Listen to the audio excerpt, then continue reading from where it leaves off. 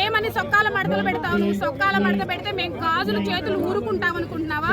మేము గాజులు చేతులు పైకి గాజులు అనుకొని మేము కూడా గుప్పిడి పిడికిలు బిగించి కూడా మేము కూడా రెడీగా ఉన్నాం.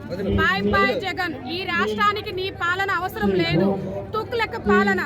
పిల్లలు బాధపడ్డారు, ఉద్యోగాలు లేవు, ఆడవాళ్ళకి వంటింటో సరుకులు నిండుకుంటున్నాయి, రాబడి లేదు, రేటులు పెరిగిపోయినాయి. ఎలా బతుకుతారు జగన్మోహన్ రెడ్డి? నువ్వు పథకాలు ఇస్తున్నానన్నావు, ఏం పథకాలు ఇస్తున్నావు?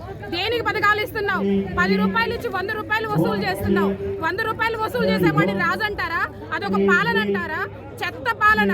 ఒక్క రాష్ట్రం మీద పెట్టినట్టయితే ఈ రోజు రాష్ట్రంలో రోడ్ల పరిస్థితి బాగుండేది, మహిళల పరిస్థితి బాగుండేది. నువ్వు సొక్కాలు చేతులు మడతలు పెట్టమని ఎలా అయితే సందేశం ఇచ్చావో మేము తెలుగు మహిళగా ఇస్తున్నాము.